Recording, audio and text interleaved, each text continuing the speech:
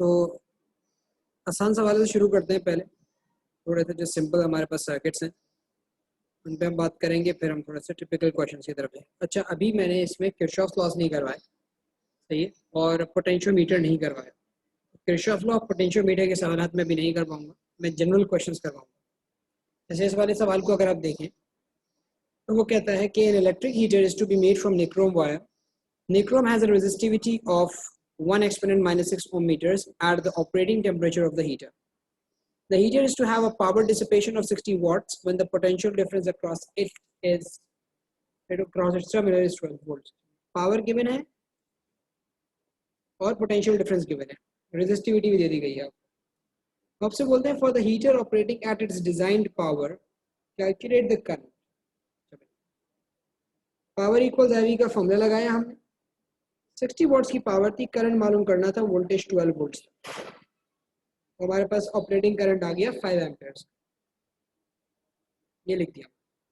तो बोलते हैं show that the resistance of the nichrome wire is 2.4 ohms. Resistance के लिए मैं R इक्वल्स V/I लगा देता हूँ। 12 वोल्ट्स का वोल्टेज, 5 एम्पियर्स का करंट ट्रैवल कर रहा है, उसमें से 12/5 करिएगा, 2.4 ओम्स ही आएगा। आगे की जो चीज है उसमें बोलता है calculate the length of nichrome wire of diameter 0.8 mm। Length चाहिए, डाया गिवन है, मैं यहाँ पे इसको लिख देता हूँ कि डायमीटर 0.8 mm। एक मिनट रुकिएगा बेटा, जरा असर किया था मुझे।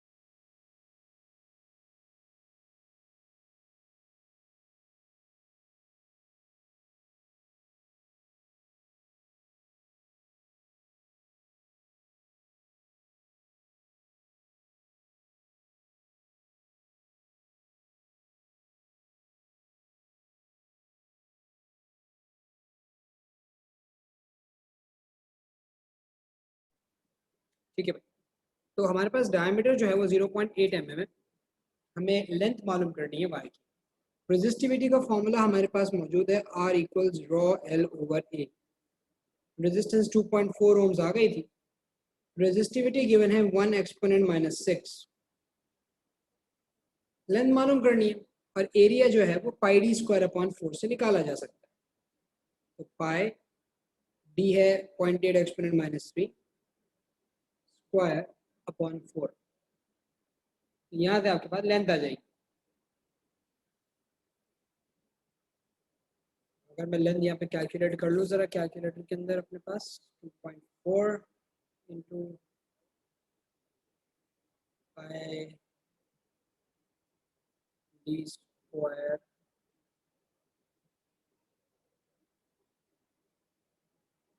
अपॉन 4,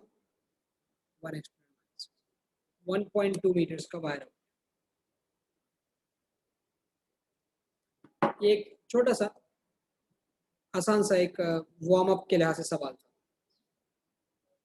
इसमें तो आई थिंक किसी को कोई इशू नहीं होगा।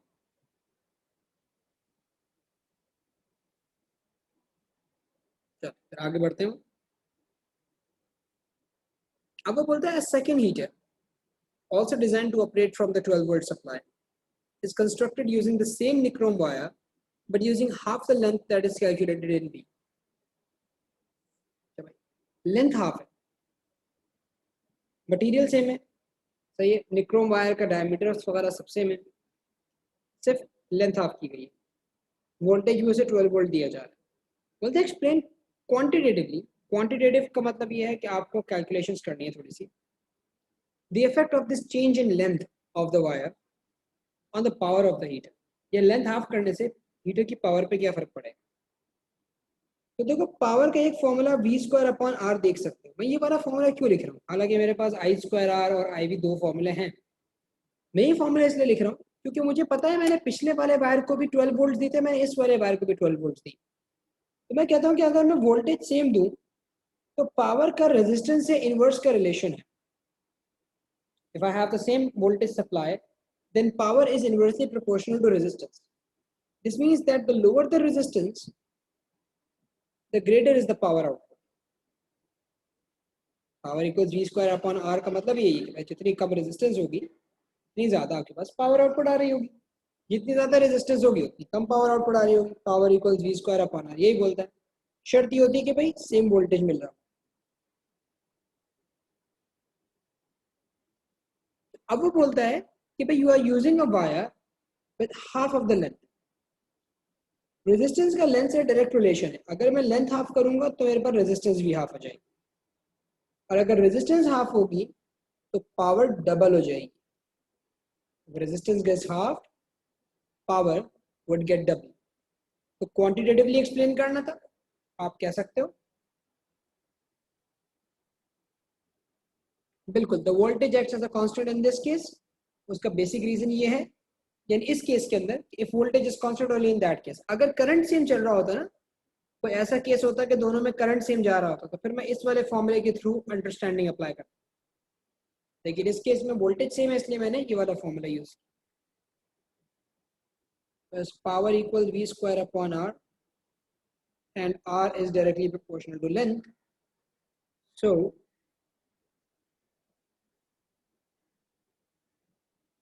when length is halved, resistance is halved.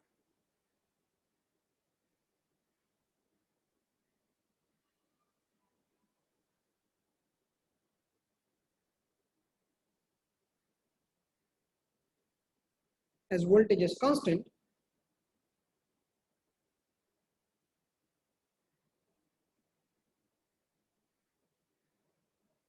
power doubles.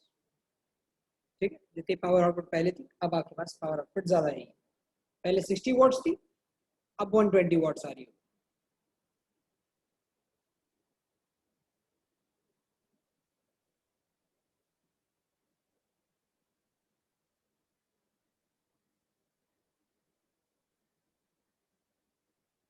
ठीक है भाई,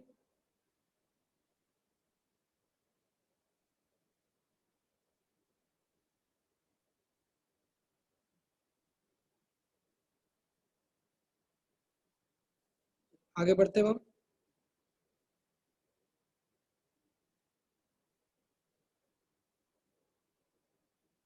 ये सवाल करते हैं, ये पोटेंशियल डिवाइडर सर्किट के तरीके का ये एक एमीटर लगाया छोटा सा रेजिस्टर, ये हो जाएगा। इस क्वेश्चन में बोला जाता है a metal wire of constant resistance is used in an electric heater. In order not to overload the circuit for the heater, the supply voltage to the heater is reduced from 230 volts to 220 volts. आपने voltage जो है वो 230 से 220 पे drop कर, बोलते what is the percentage reduction in the power output of the heater, heater के power में कितनी परसेंटेज रिडक्शन आई होगी। तो देखो मेरे पास तीन फॉर्मूले हैं, power equals I V, I square R और वी स्क्वायर अपॉन आर। मुझे बताओ मैं 1, 2 या 3 में से कौन सा फॉर्मूला यूज करूं इस क्वेश्चन में percentage reduction in power output निकालने के लिए, क्योंकि मुझे वोल्टेज दिया हुआ है, मुझे जाना पावर पे है, तो मुझे इन तीनों में से कोई एक फॉर्मूला तो यूज करना ही करना। तो कौन सा फॉर्मूला आप मुझे सजेस्ट करते हैं कि मुझे इस्तेमाल करना चाहिए?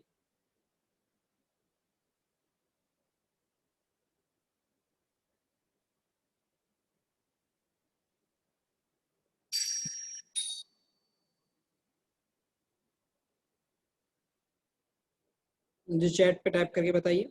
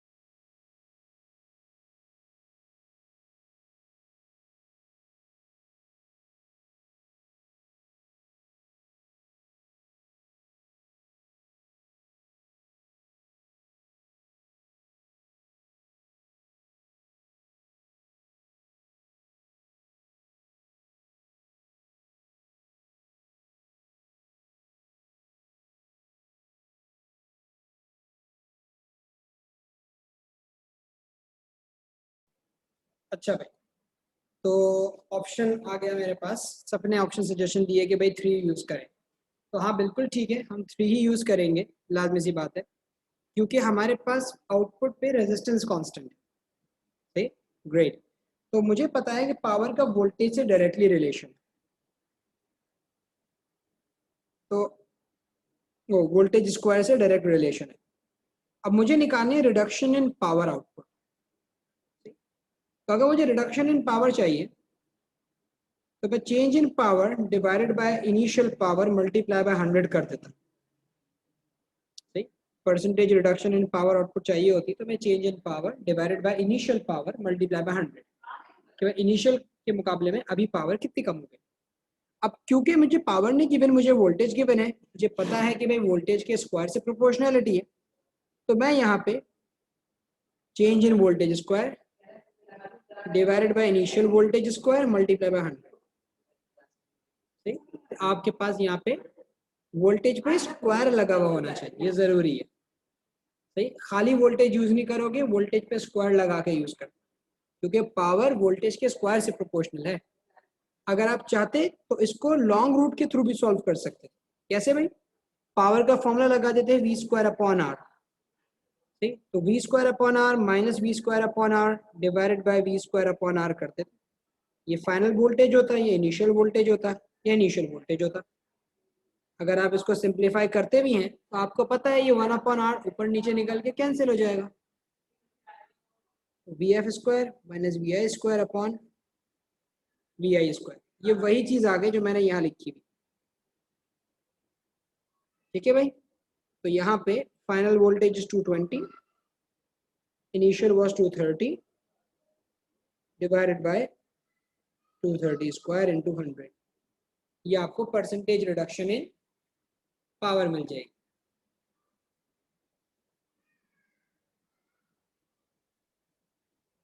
220 square minus 230 square divided by 230 square into 100, answer आएगा -8.5। अब सिर्फ 8.5% लिखोगे, उसका रीजन ये है कि माइनस साइन का मतलब है ऑलरेडी रिडक्शन,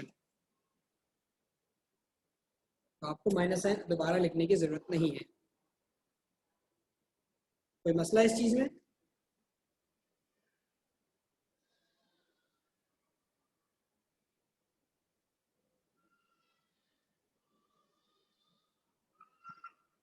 अगर इसमें कोई इशू नहीं है तो फिर आगे बढ़ते हैं हम जरा।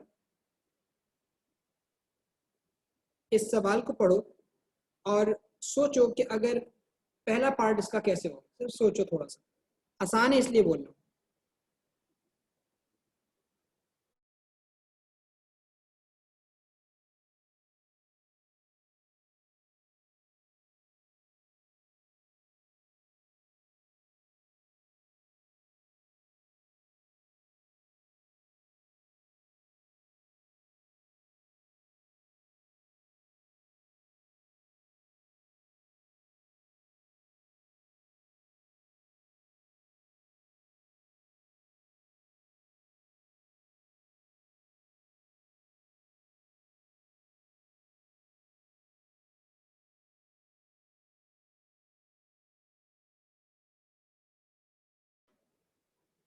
हाँ भाई, कोई सजेशन आई? क्या वैल्यू होनी चाहिए यहाँ पे? A uniform wire of length 100 centimeters is connected between the terminals of a cell of EMF 1.5 volts. Negligible internal resistance. बोलते हैं an ammeter of internal resistance 5 ohms is connected to end A of the wire and to contact C. ठीक है भाई. Determine the reading on the ammeter for contact C placed at A. अगर मैं contact C को A पे रख दूँ तो मेरे पास रीडिंग क्या आ रही होगी, वो मुझसे ये मांग रहा है. तो भाई पहले तो मुझे ये देखना है कि भाई कॉन्टैक्ट सी को ए पे रखने से पोटेंशियल डिफरेंस ही नहीं आएगा, दोनों टर्मिनल एक ही जगह पे कनेक्ट हो गए होंगे, तो मेरे पास जो वोल्टेज है वो जीरो हो जाएगा. अब ये है ठहरा एमीटर. एमीटर में करंट की रीडिंग आती है, मैं V इक्वल्स आई आर लगाता, एमीटर में करंट की रीडिंग आती है, मैं V इक्वल्स आई आर लगाता, लेकिन जब मेरा वोल्टेज ही जीरो आ रहा है तो मैं क्या करंट निकालूंगा? तो मेरे पास यहाँ पे करंट की वैल्यू भी जीरो होगी. रीजन क्या है भाई? No potential difference, so no current. हमारे पास आंसर आएगा 0 एम्पेयर.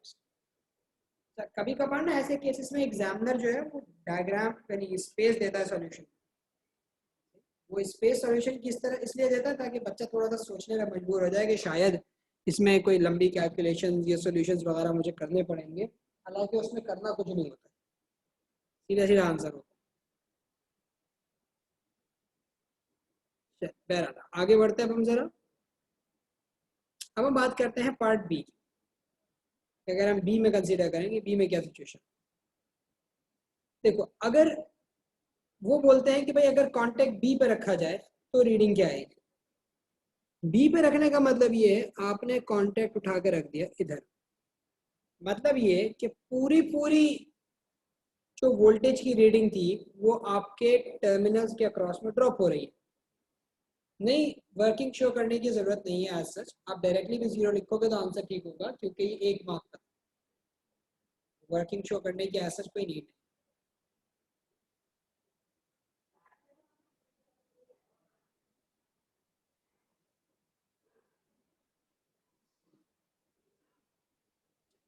अब अगर मैं यहाँ पे कनेक्शन बनाता हूँ बी के ऊपर, तो मेरे पास जो इन ए और सी के अक्रॉस जो वोल्टेज आ रहा है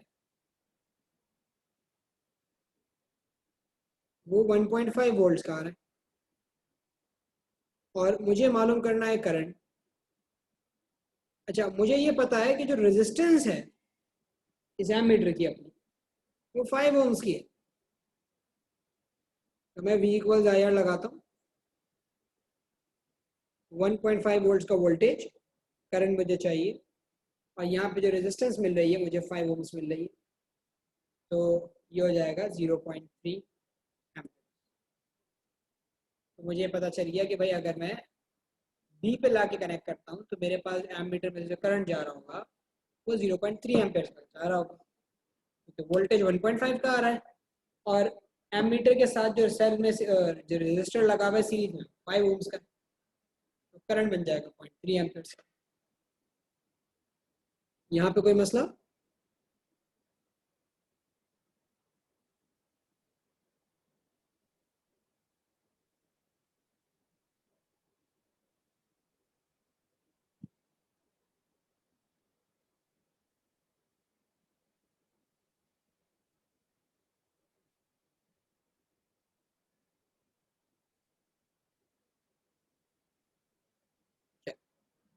अब आपसे एक ग्राफ बनाने को बोला जा रहा है, बोलना है भाई using the circuit in B the ammeter readings I are recorded for different distances L of the contact C from end A of the wire. Some data points are shown over here.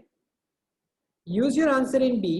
B में आपने 0 पे 0 reading निकाली थी और 100 पे आपकी reading I थी 0.3.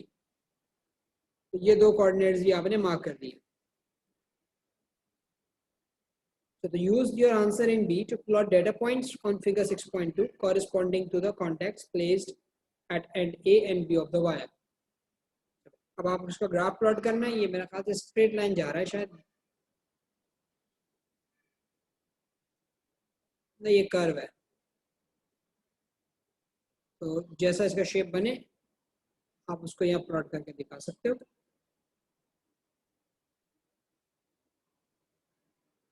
इस तरह का ग्राफ बनेगा आपके पास.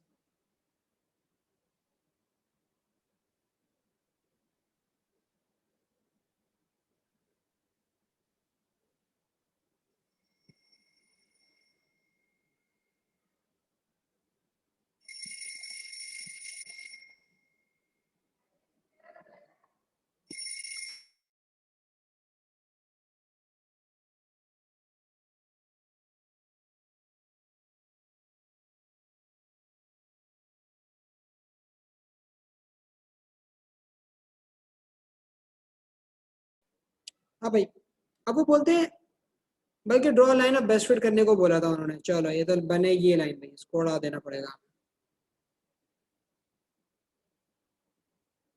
वो बोल रहे हैं भाई draw line of best fit for all the points and hence determine the ammeter reading for contact C when placed at the mid point of the wire. तो पहले तो मैं एक वायर की इनकी लाइन बना देता हूँ.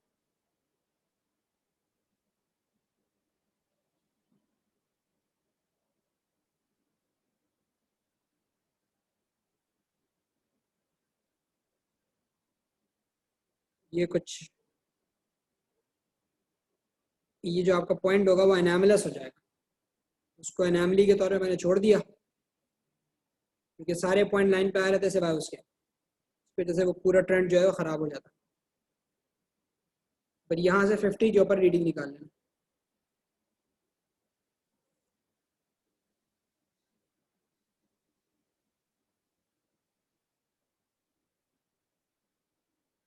जीरो 0.13 एम्पेयर आ रहा है.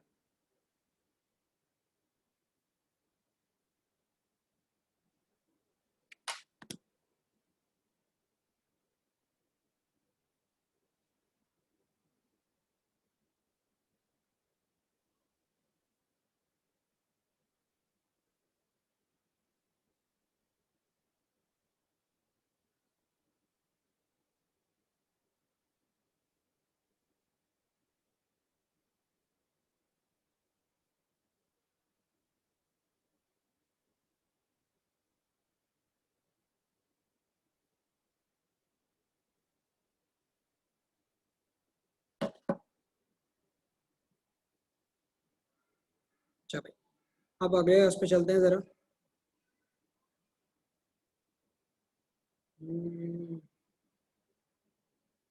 ये वाला सवाल करके देखते हैं.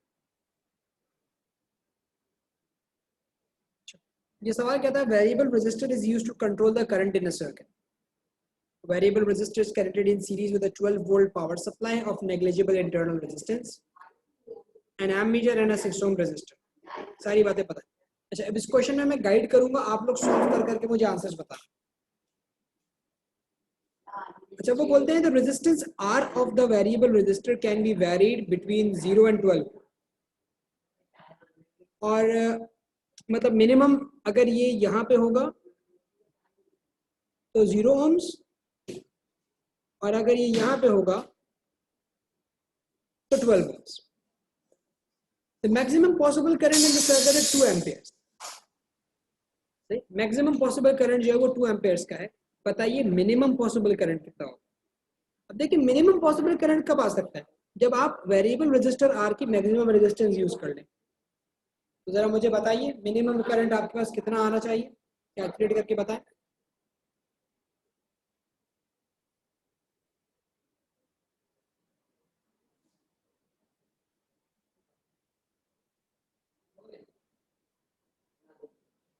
अरे जीरो कहाँ से आएगा इब्राहिम, कैसी बातें कर रहे हो? मिनिमम करंट सर्किट में उस वक्त फ्लो करेगा ना बेटा जब तुम अपने वेरिएबल रेजिस्टर की रेजिस्टेंस मैक्सिमम यूज करोगे। वेरिएबल रेजिस्टर की मैक्सिमम रेजिस्टेंस 12 ओम्स हो सकती है। आप निकालो करंट कितना होना चाहिए सर्किट में अगर मैं वेरिएबल रेजिस्टर्स को फुल यूज कर लूं।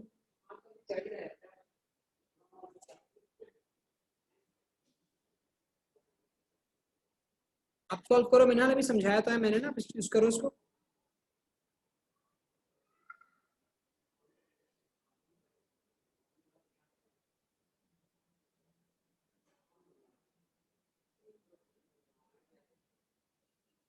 करंट निकालने के लिए क्या फॉर्मूला यूज किया जा सकता है? V इक्वल्स आई आर लगाओ।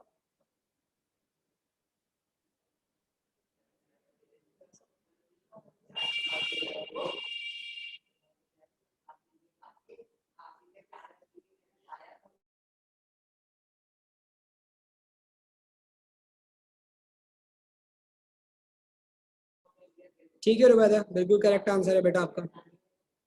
बाकी भी कैलकुलेट करें, सिंपल सी कैलकुलेशन है। नहीं मनाल, गड़बड़ है। आपने देखो गड़बड़ क्या की है, देखो खाली ये रेजिस्टर थोड़ी है, इसको भी ना बोलो ना, ये भी तो मौजूद है। बिल्कुल इब्राहिम, करेक्ट आंसर। तो वोल्टेज हम 12 रखेंगे, रेजिस्टेंस 6 प्लस 12 18 यूज करेंगे अब, क्योंकि सीरीज सर्किट के अंदर है ना ये पूरा सब कुछ। तो आपके पास जो करंट आएगा वो 0.67 एम्पेयर हो जाएगा। बिल्कुल 12.80 सही है भाई। आगे बढ़ते हैं अब हम जरा। अब बोलते हैं figure 2.1 sketch the variation of R with R of the current I1 in the circuit. Resistance और करंट की वेरिएशन देखनी है। देखो अभी आपने 12 ओम्स पे निकाल लिया जब आप मैक्सिमम रेजिस्टेंस यूज कर रहे थे, तो करंट 0.67 था, ठीक। तो ये आर पे हो गया 0.5 0.6 0.7, उसके दरमियान में रख दिया मैंने यहाँ, ठीक है।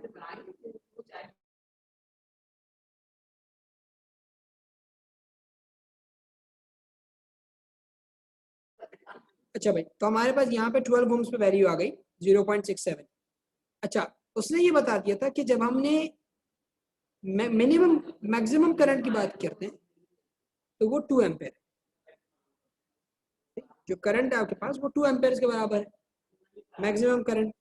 अब लाजिम बात है वो कब होगा, जब रेजिस्टेंस 0,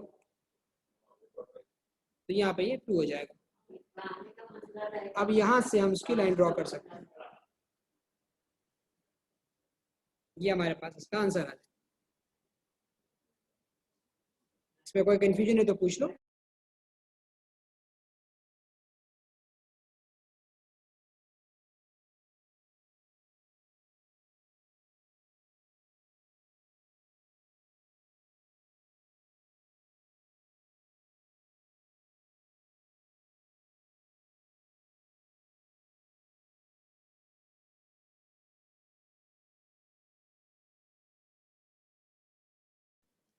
ठीक है भाई, कोई कंफ्यूजन तो नहीं है इसमें?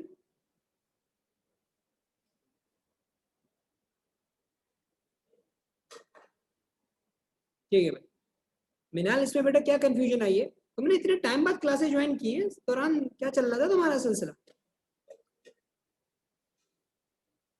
अरे वेरिएबल रेजिस्टर है ना, रेओस्टेट है तुम्हारा, तुम उसकी लेंथ को चेंज करके रेजिस्टेंस वेरी कर सकते हो।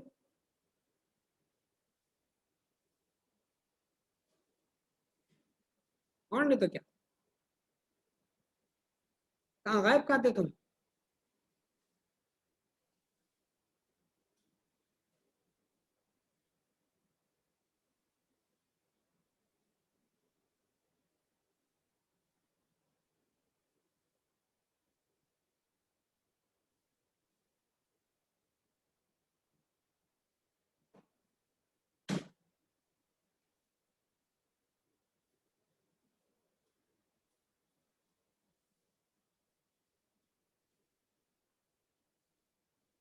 अच्छा अच्छा अच्छा।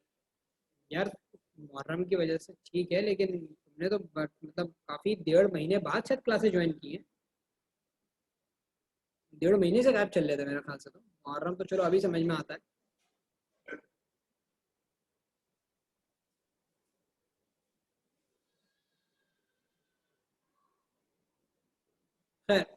अब वो बोलते हैं कि भाई the variable resistor is now connected as a potential divider as shown in figure 5.3.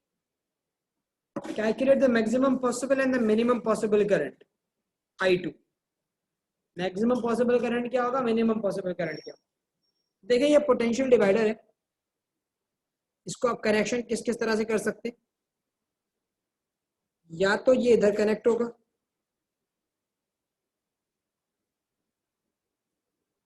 या फिर ये इधर कनेक्ट होगा. सही, ये आपके पास बिल्कुल स्टार्ट पॉइंट पे आ गया 0 ओम वाली लोकेशन पे, और ये आ गया 12 ओम वाली लोकेशन के ऊपर. सही है. अब आपसे देखो ये पूछा जा रहा है कि पहले तो आप बताएं मैक्सिमम करंट कितना हो सकता है. तो मैक्सिमम करंट कब होगा, इस नीचे वाले रेजिस्टर में से करंट का गुजरना डिपेंड करता है कि इस पे वोल्टेज है. इस नीचे वाले रेजिस्टर में से करंट का गुजरना इस बात पे डिपेंड करता है कि इस पे वोल्टेज तो आए. वोल्टेज आएगा, पोटेंशियल डिफरेंस होगा, तभी तो करंट पास होगा. तो अगर मैं इसको बिल्कुल लेफ्ट पे, एक्सट्रीम लेफ्ट पे, मतलब पोजीशन 1 पे कनेक्ट कर दूं, तो इसकी कनेक्शन कुछ ऐसी हो जाएगी जैसे कि ये मेरा रेजिस्टर था, ये 6 ओम वाला रेजिस्टर था, और इसको मैंने यहाँ कनेक्ट कर दिया. इसको यहाँ कनेक्ट करने का मतलब ऐसा ये समझ लो कि मैंने इसी जंक्शन पे कनेक्ट कर दिया, क्योंकि ये वायर जो है इसकी कोई रेजिस्टेंस थोड़ी है, इस वायर के अक्रॉस कोई वोल्टेज थोड़ी आ. तो मसला ये होगा कि जो 6 ओम का रेजिस्टर लगा हुआ है इसके अक्रॉस कोई वोल्टेज नहीं आएगा अगर मैं पोजीशन 1 पे कनेक्ट करूँ. जब इसके अक्रॉस कोई वोल्टेज नहीं आएगा, इसमें से कोई करंट पास नहीं होगा, करंट की वैल्यू हो जाए 0. हम मिनिमम करंट बोल सकते हैं कि मिनिमम जो है वो 0 एम्पेयर चलेगा इसके, क्योंकि जब वोल्टेज नहीं आएगा तो करंट फ्लो नहीं कर सकता. हाँ, अगर मैं एक्सट्रीम लेफ्ट पे कनेक्ट कर, वो एक्सट्रीम राइट के ऊपर, मतलब कि पूरी पूरी रेजिस्टेंस आपके टर्मिनल्स के क्रॉस आ रही है, तो ये मामला ऐसा हो जाएगा कि समझ लीजिए कि एक आपका ये रेजिस्टर और एक ये 6 ओम का रेजिस्टर ऐसे कनेक्ट हो गया. मतलब आप इसको यहाँ जोड़ दें या इस एंड पे जोड़ दें, एक ही बात. दरमियान का वायर आपके लिए यूजलेस है.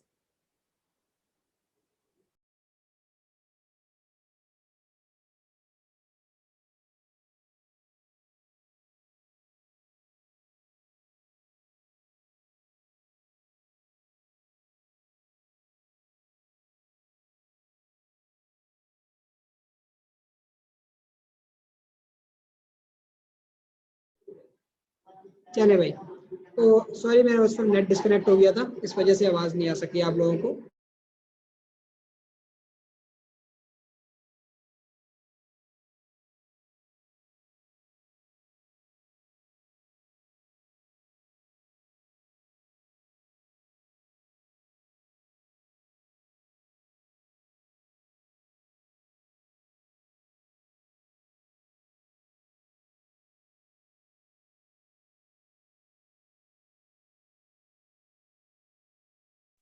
अच्छा भाई सॉरी यार, ये थोड़ा सा इशू आ रहा था.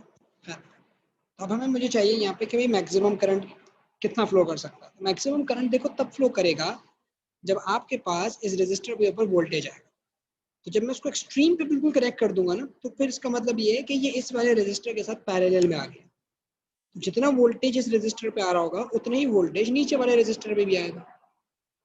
अब इसके ऊपर पूरा वोल्टेज आ रहा है 12 वोल्ट्स का, तो नीचे वाले पे भी वोल्टेज कितना आएगा, 12 वोल्ट्स का आएगा.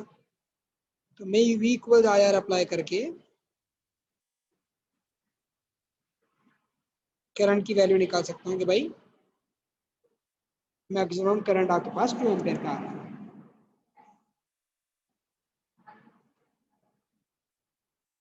ये बात समझ में आई? मैक्सिमम करंट आपके पास यहाँ पे 2 एम्पीयर का कैसे बन रहा है. आपने एक दफ़ा वायर को कनेक्ट किया बिल्कुल लेफ्ट एक्सट्रीम पे कि भाई पोटेंशियल डिफरेंस ही ना सके, और एक दफ़ा वायर को कनेक्ट किया बिल्कुल राइट एक्सट्रीम पे कि पोटेंशियल डिफरेंस मैक्सिमम आ जाए आपके नीचे वाले रेजिस्टर. और उन दोनों से आपने डिटरमिन कर लिया कि कितना करंट आपके सर्किट में उस वक्त फ्लो कर सकता है.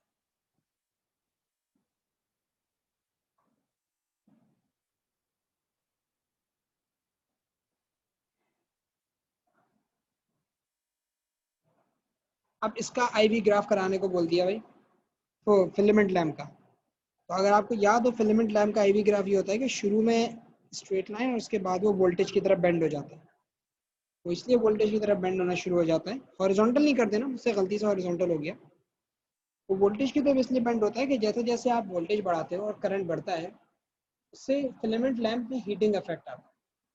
और जब उसमें हीटिंग इफेक्ट आता है तो उसका नतीजा ये होता है कि आपके पास जो वायर है उसका टेम्परेचर बढ़ जाता है और रेजिस्टेंस उसकी इंक्रीज हो जाता है। तो आप वोल्टेज तो बढ़ा रहे होते हो, लेकिन उसकी वजह से बनने वाला जो करंट होता है वो इतना ज़्यादा नहीं होता। The voltage does increase, but the increase in current is comparatively less than it was before. इस वजह से हमारे पास जो सर्किट बनता है, वो जो ग्राफ बनता है, वो वोल्टेज की तरफ बेंड होता हुआ बनता है। ठीक है,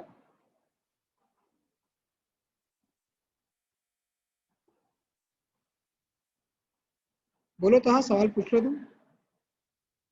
चलिए फर्स्ट पार्ट दोबारा समझा देंगे। क्या चीज?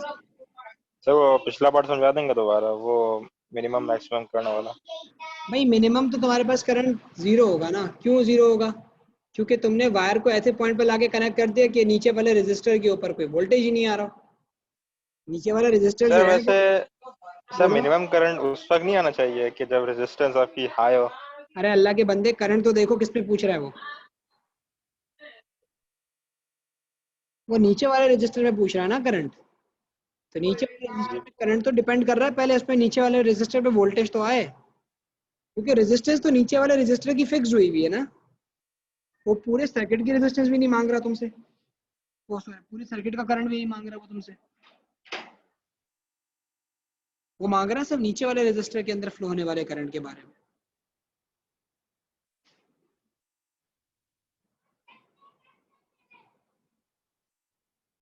चलिए सर वो मैं समझ गया, मिनिमम तो समझ गया, वो मैक्सिमम आप कैसे लेते हैं 2 एम्पियर एक्सट्रीम राइट पे करके। जब तुमने एक्सट्रीम राइट पे किया तो तुमने कॉन्टैक्ट जो है वो बिल्कुल रजिस्टर के एंड पे लगा दिया। जब तुमने बिल्कुल रजिस्टर के एंड के ऊपर कॉन्टैक्ट अप्लाई किया, फायदा तुम्हें यह हुआ कि पूरे रजिस्टर पे आने वाला वोल्टेज नीचे वाले पे भी ड्रॉप होना शुरू हो गया।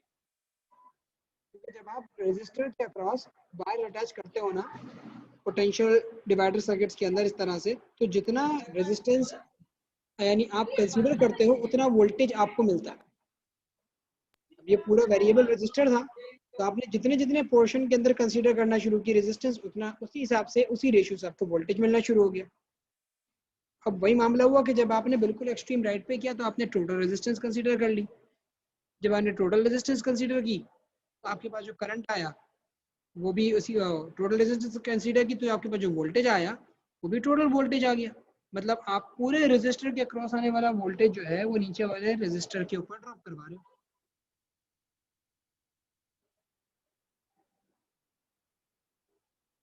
अगर ये बीच में रखा हुआ है, जैसे एरो को देखो, अगर बिल्कुल बीच में होता तो आधा वोल्टेज आ रहा होता नीचे वाले रेजिस्टर के ऊपर।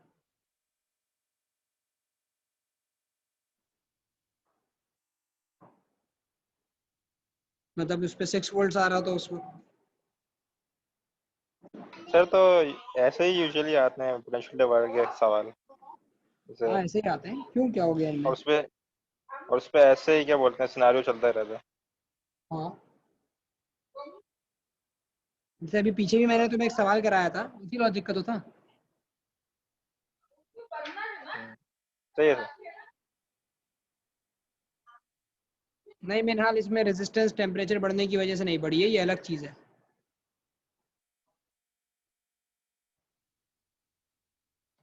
ये फिलामेंट अलग था, ये ऊपर वाला केस अलग था। इसमें तो ये पोटेंशियोमीटर होता है ना, वो पोटेंशियो बोला वाला पोटेंशियल वेरिएबल रेजिस्टर होता है ना। तुम एक काम करना, अभी फारिग हो जाओ ना क्लास से, तो रेजिस्टर वो रियोस्टेट की डायग्राम सर्च करना, गूगल करना रियोस्टेट, फिर तुम्हें पता चलेगा कि मैं किस चीज़ की बात कर रहा हूँ यहाँ पे।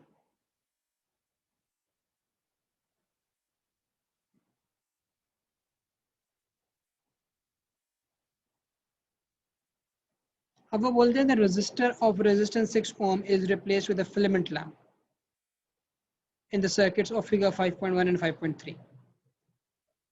State an advantage of using the circuit of figure 5.3 compared to the circuit of figure 5.1 when using the circuits to vary the brightness of the filament lamp. आप फिलामेंट लैम्प की ब्राइटनेस को वेरी करना चाह रहे हो, इसको पढ़ो पहले, खुद सवाल पढ़ो इसका। उसके बाद फिर मैं एक्सप्लेन करता हूँ।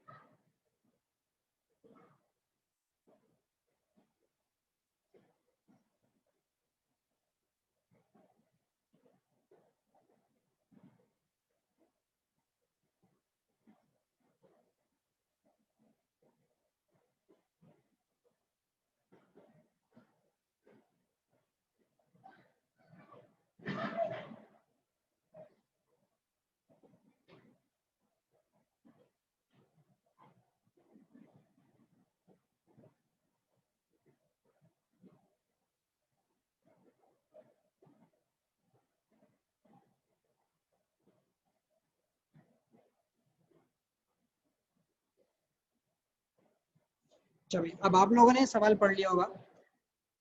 अब इसकी लॉजिक देखो, वो बोलता है register of resistance 6 ohm is replaced with a filament lamp in the circuits. Figure 5.1 and 5.3 के अंदर आपने फिलामेंट लैंप लगा दिया। जरा देखते हैं भाई, अज्यूम करो ये जहां जहां रेजिस्टर लगा हुआ है वहां वहां फिलामेंट लैंप है, ठीक, इन जगहों पे फिलामेंट लैंप्स है। अच्छा, वो कह रहे हैं कि आप ब्राइटनेस कंट्रोल करने का सर्किट डिजाइन करना चाह रहे हो, तो फिगर 5.1 ज्यादा अच्छा है या फिगर 5.3? तो देखो, मेरा मशवरा ये है कि फिगर 5.3 ज्यादा अच्छा है। अच्छा, उसकी वजह क्या है? फिगर 5.3 ज्यादा अच्छा क्यों है, ये बात समझो। देखो, फिगर 5.3 का मामला ये है कि उसमें आपको ब्राइटनेस का कंप्लीट कंट्रोल मिलेगा, मतलब जीरो ब्राइटनेस से मैक्सिमम ब्राइटनेस तक जा सकते हो। उसमें आप जीरो ब्राइटनेस से मैक्सिमम ब्राइटनेस तक जा सकते हो, जबकि फिगर 5.1 में आप जीरो ब्राइटनेस अचीव नहीं कर सकते। क्योंकि अगर आप इस रियोस्टेट को यहाँ पे लेकर भी आ जाओ, पोजीशन 1 पे लेके भी आ जाओ, तब भी लैंप पे वोल्टेज आ रहा होगा और लैंप जल रहा होगा। आप उससे कम भी ब्राइटनेस कर सकते हो उसकी। हाँ, बढ़ा के मैक्सिमम तक लेके जाने की कोशिश कर सकते हो, लेकिन एक सर्टेन वैल्यू तक आप जो है वो उसकी ब्राइटनेस को कम ज़्यादा कर सकते हो। मतलब अगर आप 1 पे ले आओगे तो आपके पास लैंप पे पूरा पूरा बैटरी का वोल्टेज आ रहा होगा 12 वोल्ट, लैंप कंप्लीट ब्राइटनेस पे होगा। आप इसे एक्सट्रीम पे ले जाओ, पोजीशन 2 पे 12 वोल्ट्स पे, अब लैंप पे वोल्टेज कम हो जाएगा क्योंकि सीरीज में एक रेजिस्टर लग गया ना। अब लैंप पे वोल्टेज कम हो जाएगा आपके पास, तो लैंप थोड़ा डिम हो जाएगा, लेकिन बंद नहीं हो सकता क्योंकि वोल्टेज अभी भी इसके ऊपर आ रहा है लैंप पे। लेकिन ये वाला जो सर्किट है ये आपको कंप्लीट कंट्रोल दे रहा है। So this circuit is giving you the complete control. अगर आप बिल्कुल 1 पे लाते हैं तो लैंप लगा हुआ होगा, बंद हो जाएगा, उस पर वोल्टेज नहीं आ रहा होगा। और अगर आप 2 पे लेके जाते हैं तो आपके पास जो लैंप की ब्राइटनेस है वो मैक्सिमम हो जाएगी, तो लैंप फुल ब्राइट पे चल रहा होगा। आप दोनों चीज़ें कंट्रोल कर सकते हैं उसमें, इसलिए 5.3 आप बोलोगे भाई ज़्यादा प्रेफर्ड है, मोर सूटेबल, इस तरह से लिखो। बात समझ में आई?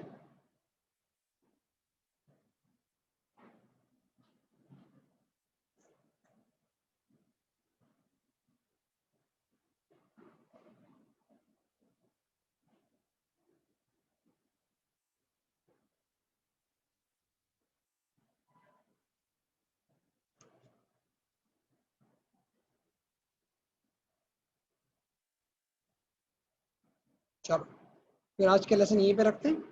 इंशाल्लाह कल और मजीद क्वेश्चंस करेंगे हम थ्योरी के, और उसके बाद थर्सडे वाले दिन क्लास के अंदर मैं थोड़ा उसके अपना किरचॉफ लॉज वगैरह को डिस्कस कर लूँगा आपके साथ, पोटेंशियोमीटर और किरचॉफ लॉज, ताकि फिर यह है कि अगली क्लास के अंदर हम उस चीज़ को भी करके इलेक्ट्रिसिटी का चैप्टर जो है वो वाइंड अप कर सकें।